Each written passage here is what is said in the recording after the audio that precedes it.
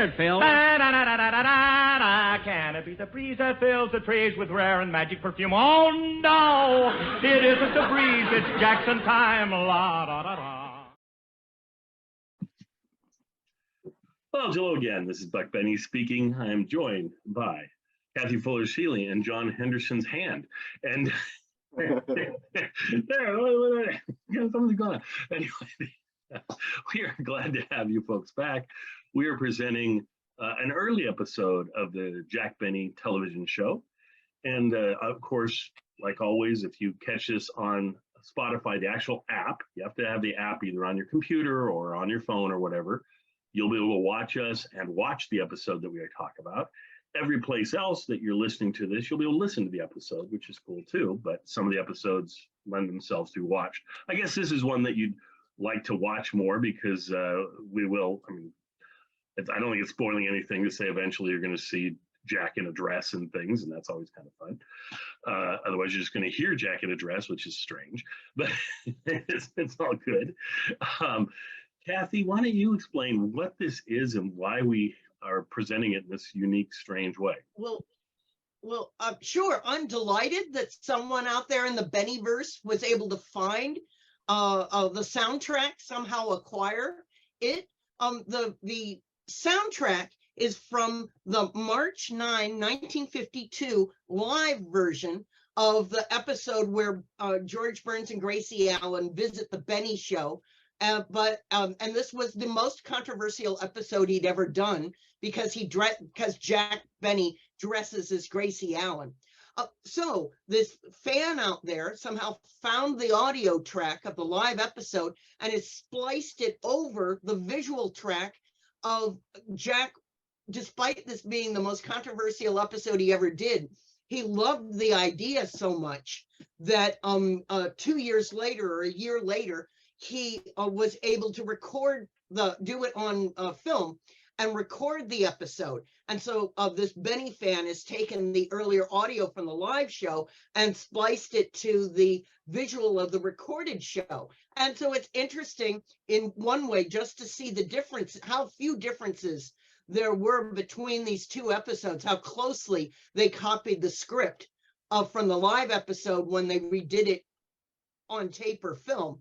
But then to look for the differences as well as to just enjoy Jack Benny's fabulous imitation of Gracie Allen. Yeah, exactly. And I did check, and there are at least one or two folks that on YouTube where they say they have this episode with the actual video and audio. I don't think they do. I think it's mislabeled of the other one, but I'm still, going to do my due diligence and check. If one of those episodes does have the whole thing, I'll probably be presenting that instead of this spliced up episode. But sure. I don't think that's going to be the case. I think I'm going to look through them. It would be wonderful to see it. The few stills I've seen from this original episode, Jack's makeup is a little more pronounced because it was live TV. Yes. So so that's how you would, so maybe I can tell it that way. Yeah. If that's the appropriate visual. Yeah. I just am 99% sure it's not. Just like the fact that you can look and boy, there's Jack Benny's Christmas show. There are the two versions all over the place of the live version and the video version. The problem is every single live version that says it's from 1957 is not that. It is the the recorded film version that somebody has just mislabeled because they've looked at it wrong or whatever. And I mean, it's a shopping episode. You go, okay, that must be the one, and it's not. So by Jack doing these lives and then doing a recreation of the live on film, which he often did, which was very smart to do, and preserved something that they would think, oh, in future people will just see the film version, probably not the live version. Though we tend to like the live version almost as much or more than the film version most of the time. But you do have where it gets confusing as to which one people are watching. Usually a good giveaway is if it's in kinescope, chances are it's the live version. And if it looks a little cleaner, like it was filmed, then it was probably the film version.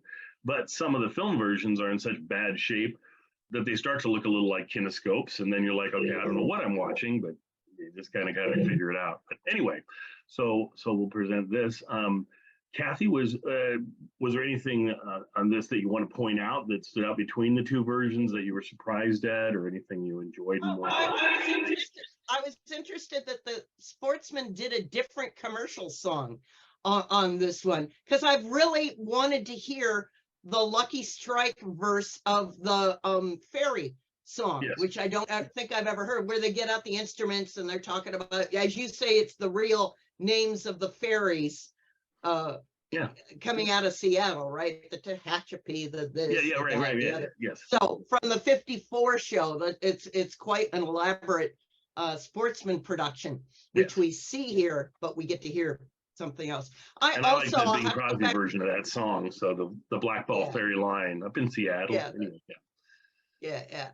That's one bit of lore about this show that Laura Leibowitz, I believe, also had noted in her big book on the Benny television episodes, was that in the live version, after the performance, when Jack's back in his dressing room dressed as Gracie, he crosses his legs or does something, and the original 1952 audience supposedly screams in delight because they can see up his dress. Yes. And I listened for that. I didn't quite catch that. So rats. So I hope my dreams are not spoiled. Yes. But that it's there somewhere and I just missed it. So. Yep. Well, John, Mr. Silent over there, hasn't said much of anything. We'll see if your audio even works. What did you think of this episode, or do you have anything you want to point out or anything to us? I had seen, of course, the 1954 version, and I love how Jack plays Gracie, and they play it straight. Instead of doing like jokes about him being in a dress when they're doing the performance or doing something like that, they actually take a real Burns and Allen skit from like their vaudeville days, and they perform that. Even apart from it being Jack Benny, I feel like the material holds up. I think it's very funny. And the difference between the 54 version and the 52 version that I listened to, I noticed the crowd reaction when Jack Benny first comes out to do the bit. I thought it being a live performance, you get a better crowd reaction for that. Jack Benny's delivery is great. George's delivery is really good too. But I've always thought, we've got this 54 one. I'd love to see the live one. Usually the live ones are actually better because they're more energetic and things like that. And listening to this, I feel satisfied that like, okay, we're not missing much. It sounds like it's pretty much the same. It sounds like the 54 version is fine. So we're happy to have that. I did also see actually a clip from a 61 version. I was going to point out the same thing he did again in 61. Yeah. I didn't think that one was quite as good. I thought the other.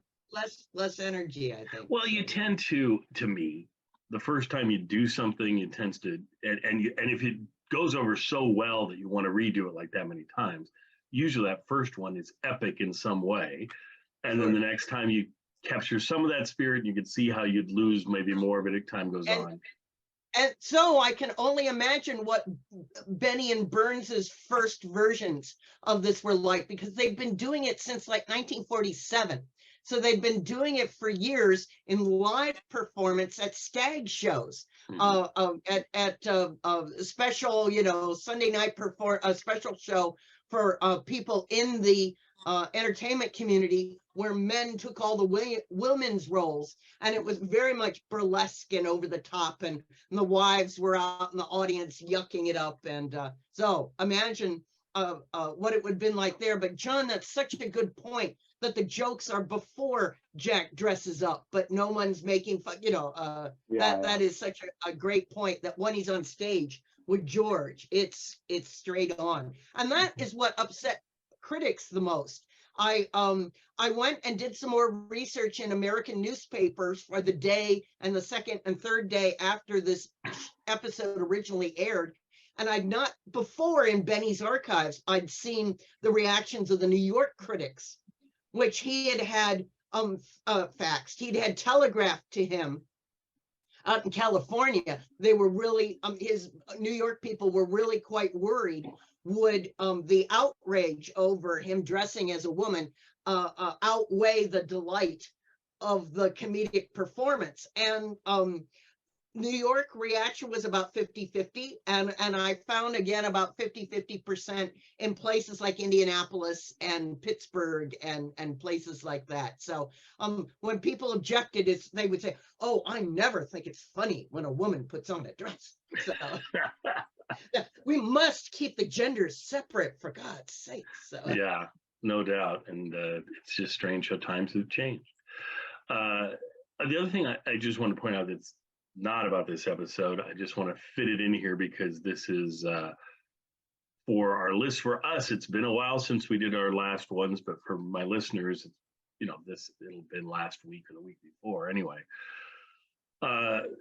we presented the second existing episode of the Jack Benny Show, and I think on that one, either the second or third. You guys can help me out. Now I'm going to mess it up yet again, but it's great. Listen to my podcast and see how I mess up Benny history all over the place. But did the first one have Bob Crosby in it, or was it just that? Was it the Hillbilly one? Did the Hillbilly one have Bob Crosby in it at all? Yes. Yeah. Oh yeah. Okay, I thought so. So that Hillbilly episode, when we were talking about it, I think I was saying, oh, this was at the same time that Bob Crosby came on the radio show. And that of course, they'd want to feature him over on the television show. But I was looking at the timeline and it doesn't match. It's a year, I'm pretty sure it's a year before he comes on the radio show is where that one takes place. It'd be the following year that he would be join Jack. So I think what it looks like, and we mentioned how good the performance was with Jack and how much we liked that it changes my whole viewpoint of this because I'm thinking, well, maybe he performed with Bob a year earlier, liked how that went, and was like, Bob's willing to do my television show and Phil's not, and we're losing Phil here anyway, and so maybe I bring Bob over to my radio show and he'll continue on my television show, and it is what it looks like, versus I just always thought that he started in the radio show and then branched out into the television show, and that they had that as a plan, from the beginning. Yeah, absolutely. That's really interesting. Yeah, Mhm. Exactly. Right. So see, And that's what we I do. could I bring up further- interesting things that I'm finding Very and interesting discovering. things. We could further look to see what he was doing that summer. Did he go on the road? Whereas back in the earlier 40s, he'd have taken Phil with him, and maybe he takes Bob Crosby with with him. him. Who knows? So interesting. So there you go, Benny Scholar. It was sitting there staring us in the face all the time, and I just assumed that it was something different. It's kind of like when I thought Rob had appeared on the television show and then went over and joined the radio show, when in reality he'd been on the radio show since 47. And so was it Rob? Roy. Oh, Roy. Yeah, Roy, who's Rochester's friend.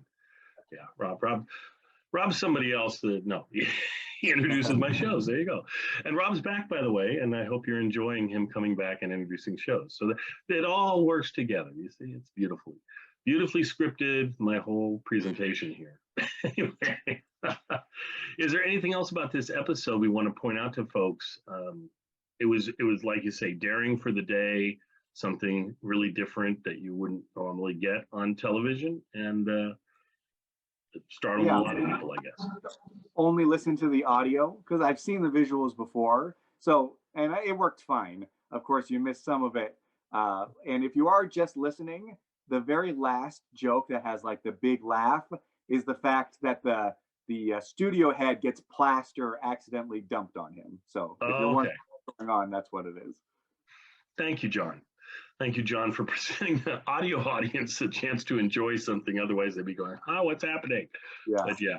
And, if you're catching the audios for these shows, that's going to happen from time to time where you're listening. Some of it really works. Certainly the opening monologue is probably going to work fine most of the time. It's just every once in a while it's not going to work. I mean, I guess one of the monologues that stands out to me that, of course, wouldn't work too well is the one where Dennis comes out wearing the head of a animal of some sort. I can't remember where that's from or what's happening there, but I would assume the audio version of that, you're going, what is everyone laughing about? And what are they talking about, Dennis? Because I don't think it's ever really mentioned. I think that's the whole thing, is that they do that bit without really mentioning anything about it, and it makes it even funnier. So anyway. So I guess we'll leave it there. So enjoy this wonderful episode. I'm so thankful for Kathy that she found this, and I'm so thankful for, I don't know who made it, but whoever made this episode and put these two together. I kind of knew the audio was floating around out there somewhere. I mean, I'd heard about that. I'd never really heard it, but knowing that somebody found that and then decided this creative way to use it, I think that's a really cool idea. So anyway, enjoy, and we'll see you folks next time.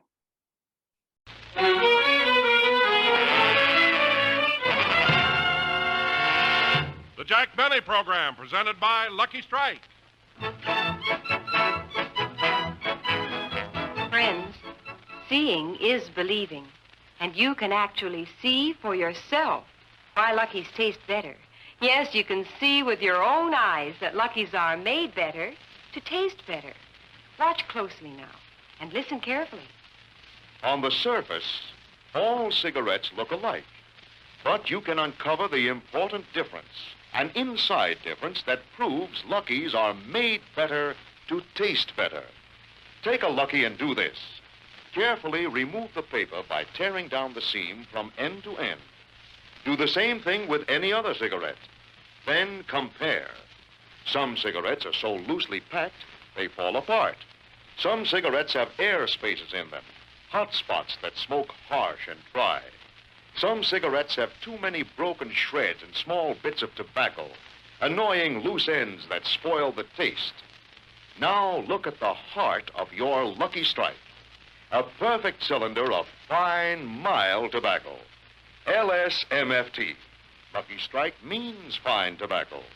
Long strands of fresh, clean, good-tasting tobacco made into a cigarette so round, so firm, so fully packed, you can actually see why Lucky's taste so fresh and clean and smooth. Yes, friends, there's your proof that Lucky Strike is made to taste better. So for that smooth, fresh, clean taste of fine tobacco, you'll be happy. Go, Lucky. Get a carton of Lucky's today. Be happy, go Lucky Strike today.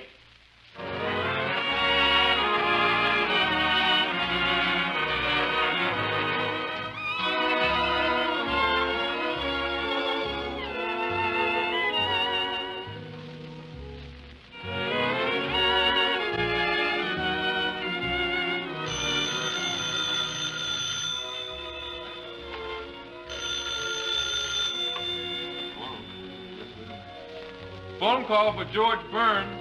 Phone call for George Burns.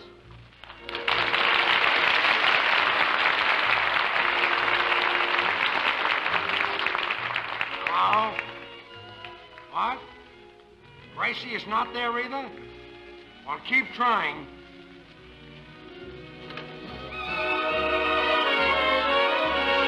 Oh, there you are, George. Have you found Gracie? No, Don, and I've looked everywhere. What are we going to do? Jack's program goes on in 10 minutes, and you and Gracie are supposed to be the guest stars today. Don, we're going to have a show. I talked Jack into taking Gracie's place. Jack's going to dress up like a girl? Yeah, took a lot of arguing. He even threatened to kill himself. Kill himself? Yeah. George, doesn't Gracie know she's supposed to be here? Hey, you better go out front and take a look. You know Gracie, she can be standing in line with a ticket. First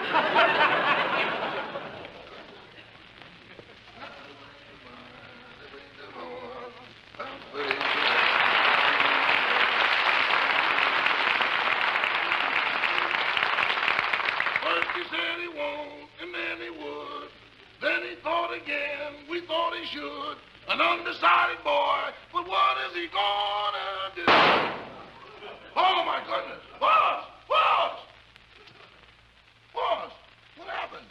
The girdle broke. I told them to get me a 44. They brought me a 42. Sounded like a 38.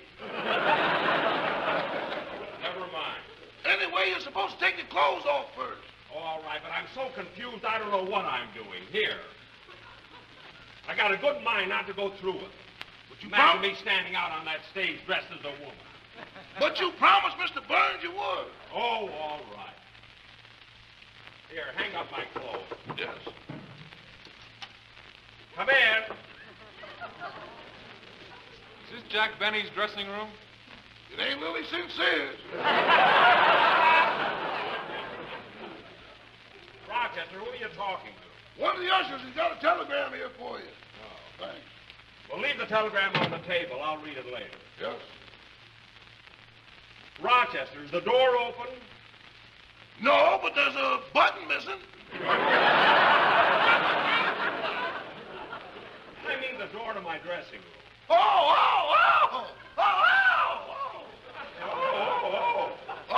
Oh, you can hang up my clothes later. Now go find me another girdle. Yes.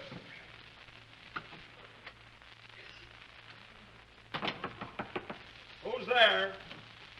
I'm from the makeup department. Well, are you my little project? Well, it's about time you got here. Well, I've been busy. There are other television shows, you know. Well, who are you working on? Gene Autry's horse. What? He refused to go on without a poodle haircut. Putting makeup on a horse. What a lousy joke. Yeah, I'm not joking. Well, then wash your hands and start on me. All right. Now, first, hand me your little hook. No, I mean your hand. Well, then start on my face. All right, lean back in the chair a little. Well, Jack, how's everything? Oh, George, did you find Gracie? Not yet. George, I can't understand it. Gracie was here yesterday for rehearsal. She knew the show was on today. I mean, where in the world could she have gone? Jack, don't try to understand Gracie. She might be in Montreal by now. In Montreal? Yeah, when she left the house this morning, she said she was going out to buy some Canadian bacon. George, you mean Gracie thinks to get Canadian bacon you have to go to Canada? I once told her I liked Philadelphia cream cheese, and I didn't see it for 2 weeks. Holy smoke, what a woman. You know, where's that basket? Oh, I'm so nervous already. What's that racket? They're plastering the new dressing rooms across the hall. Say, George, there's a telegram on the table. Would you read it to me? Okay, Jack. Hey, it's from your sponsor. My sponsor? What did he say? Dear Jack, arrived in Hollywood this morning. We'll come back to see you and discuss next year's contract. Oh, my goodness. Why did he have to come to town today and see me like this? It's embarrassing. What's so embarrassing about it? You were dressed as a woman in Charlie's Aunt. Well, that's different. That was in one of my movies. Oh, yeah, nobody saw it. Of course not. Well, found one. Where'd you get it? Don Wilson. From Don? He's still round, but not so firm and fully packed. All right, give it to me. Jack, if you want me, I'll be in my dressing room. Hey, mister, haven't you finished my face yet? Oh, I knew this would happen. I've run out of makeup. But don't worry, my assistant's going to bring me some more. Well, don't just stand there. Work on my eyelashes or something. I'm working. Rochester, look out in the corridor and see if the man is coming with more makeup. Yes. I knew we had a big job, but this is ridiculous. Rochester, is my makeup coming? I thought so for a minute.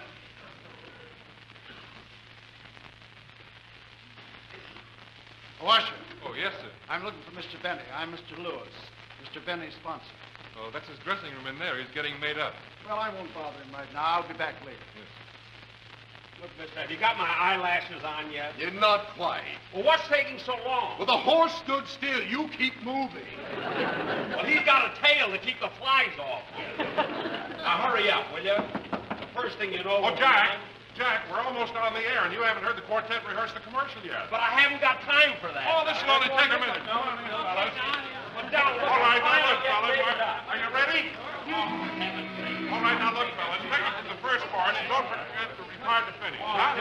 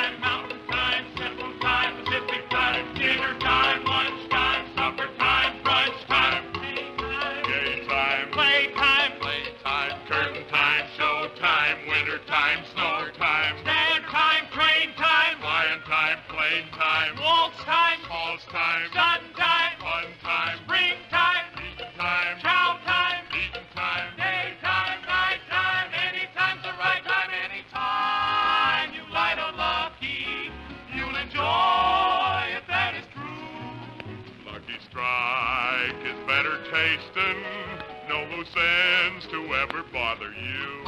And Lucky Strike means fine tobacco. Lucky Strike's the one you will like.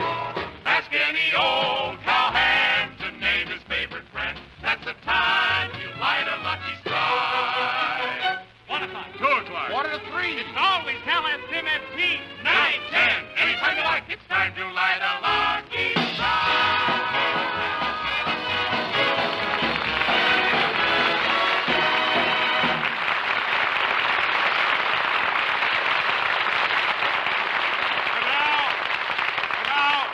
Gentlemen, we present the guest stars on tonight's Lucky Strike program. Fire Nation's contented couple, George Burns and Gracie Belly.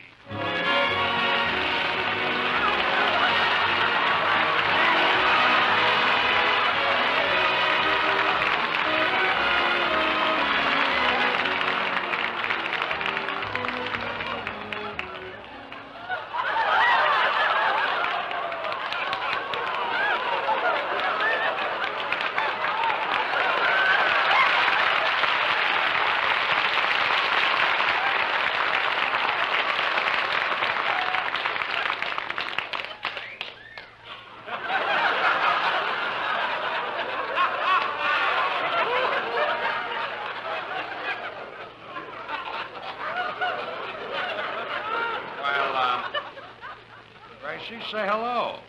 Hello. Your hair looks pretty. Yeah, well, George, I just had it done at the beauty parlor, you know. And while I was there, I heard a very funny joke. Would you like to hear it? We'd all love to hear it. It had everybody dying laughing, Well, let's you know. hear it. Well, one fella said to the other fella, "If you don't think so, brother, then you ought to see my wife."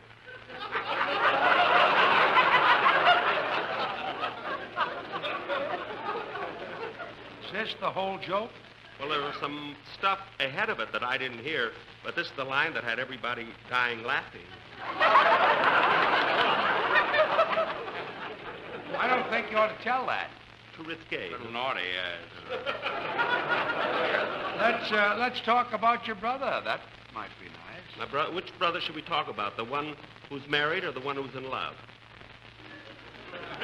The one who's in love, the tall one, the one with the scar on his neck. Oh, the appendicitis scar. Look, appendicitis is on the stomach, you see. I know, but my brother Willie is ticklish, you see. And Up so, there? Yeah.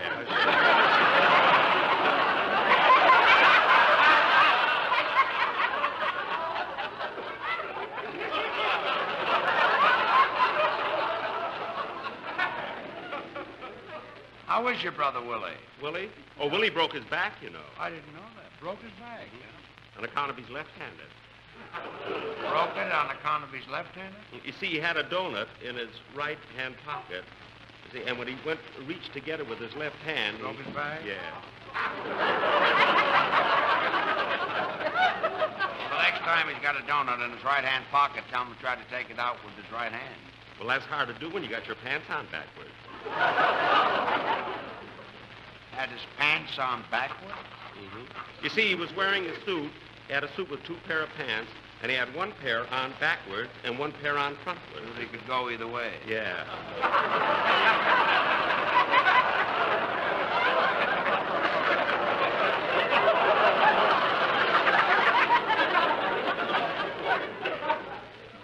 That's when the truck hit him. The truck? Mm-hmm. What truck? The truck that didn't have its lights lit. Well, why didn't the truck have its lights lit? Because he had his pants Hold on it, backwards. hold it. The man in the truck have his pants on backwards, or did your brother Willie have his pants on backwards? Oh, George, you're trying to confuse I'm me. confusing you, Willie had his pants I on know backwards. that, but the fella in the truck, why didn't he have his lights lit? Because he didn't have to. It was in the daytime.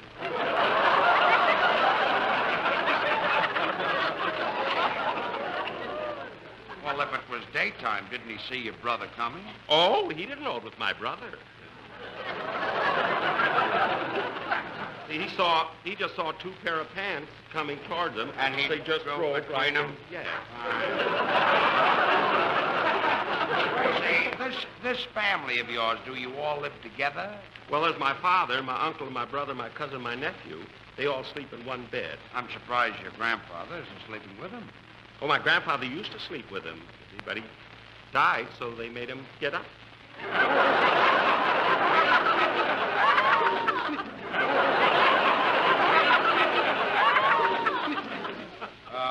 If you please, Professor. Oh, yeah.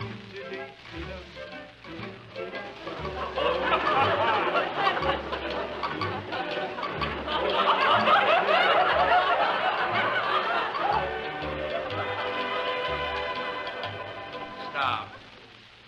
Is your sister Bessie here tonight, Gracie? Oh, Bessie couldn't come today, on account of her canary is hatching an ostrich egg. A canary is hatching an ostrich egg? But you see, the canary is too small to cover the egg. So? So, Bessie is sitting on the egg and holding the canary in her lap.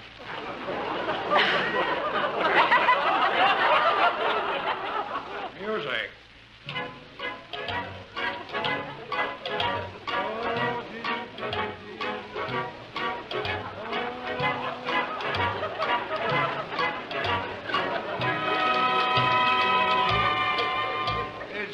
Is Bessie well? Is she feeling all right? Oh, she's feeling fine. Only a few nights ago, she woke up in the middle of the night and let out the most awful scream you've ever heard. What happened? Well, when she woke up, she looked down, and both of her feet had turned black. What'd you do? We sent for a doctor. What'd the doctor do? He just took off her stockings, and we all went back to sleep.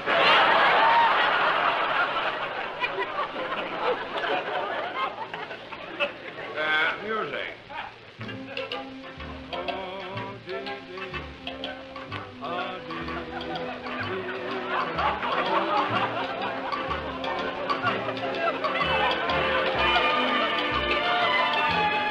Stop. Is Bessie happily married? Oh, she's very happy. She has 8 sets of twins. 8 sets of twins? Yeah, you see, her husband used to make bookends for a living, and it affected their whole lives. Music.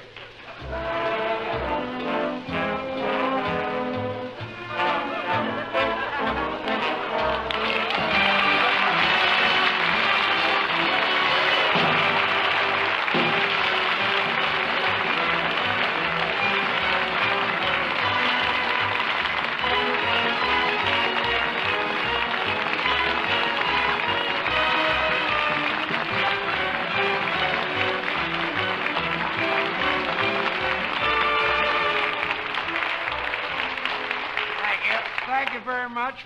We'd love to do a little more, but we're not prepared. I am. You see, on a television If my show, brother was here, I could do something all by myself. But my brother isn't here, so I guess I'll have to do something all alone. My poor brother. And we were told he was held up the other night by 2 men. 7 minutes. My poor brother was held up by 2 men. Two men. When they My tell brother. you in television, My brother was held up by 2 men, My poor brother. Yeah. 2. He was held up by 2 men. 2. 2 men. Held up by 2 men. Your brother. 2 men held up my brother. Your brother was held up by 2 men. Where? All the way home.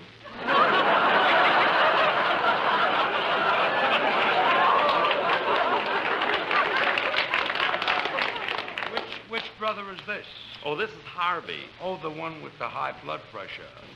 Yeah, the one that sleeps on the floor so it'll stay down. Oh, yes. Interesting fella, Harvey. He's not in jail anymore. I'm glad to hear that. That's because he's such a great artist. He's a painter. And that's kept him out of jail? You see, he painted a picture of an open window in his cell, you see. And while the guards came in to close the window, he went out the door. Well, I'm glad Harvey is not in jail anymore. Well, so is his wife, Rover.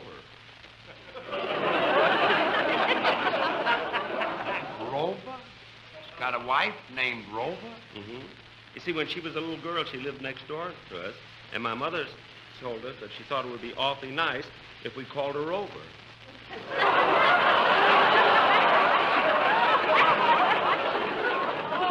We did.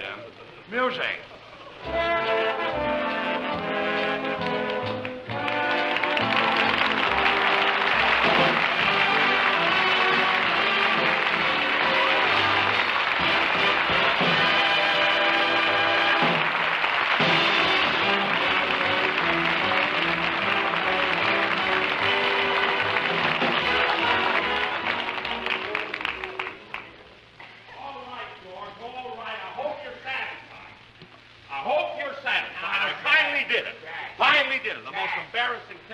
I've ever done in my life. Jack! What? Jack! I've never seen anything like all on account of Gracie.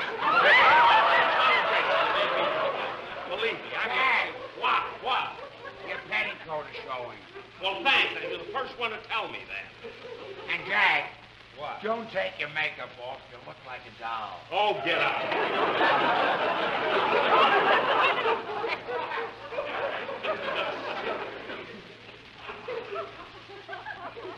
Did you lose this Cinderella? Oh, my goodness, my sponsor. My sponsor's coming to Rochester. How do I get out of this girdle? Just cut the string and jump back. Get me a pair of scissors, will you?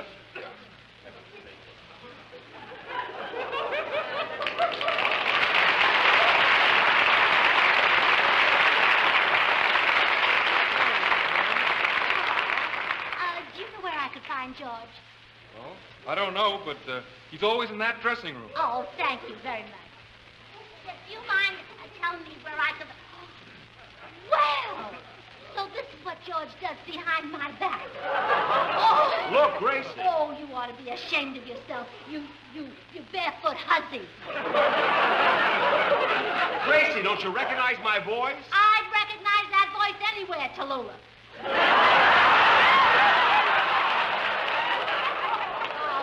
Tallulah. Of course, I'm not blaming you. I know how irresistible George is, but you have no business going around taking Darling, advantage. you ready?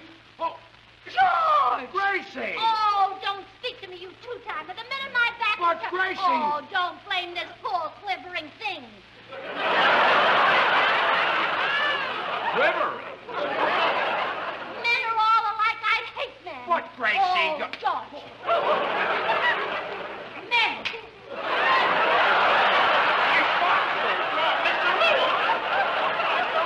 It's me, Jack Benny. Mr. Benny, what's going on around here? I come all the way from New York to talk business with you, and in less than a half hour, I'm bitten by a horse with a poodle haircut and slapped in the face. Well, Mr. Lewis, I can explain. We'll discuss this in my office tomorrow morning. Good day, sir.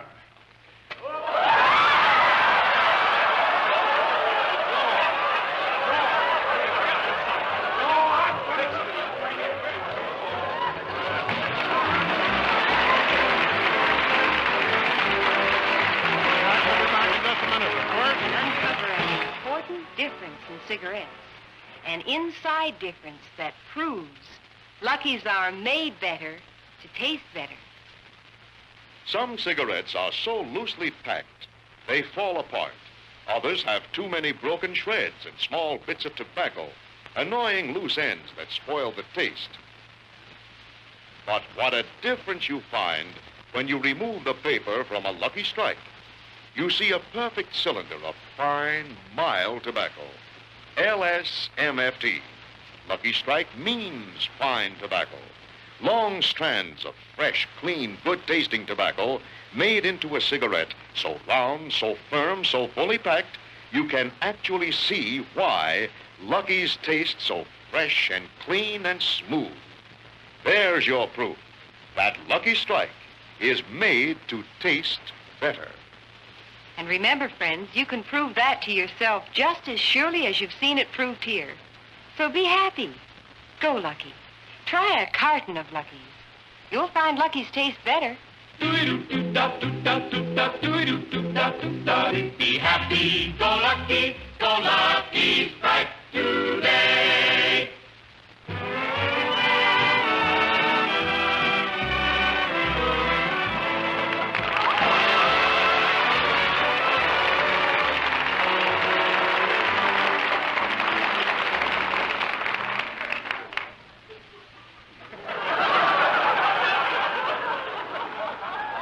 television.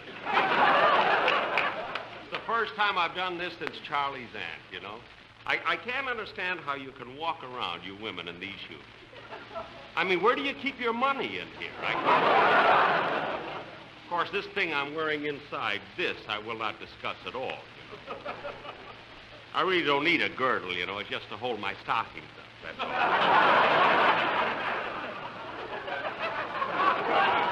I've heard that somewhere. Anyway, ladies and Gracie, gentlemen. the reason you didn't recognize Jack is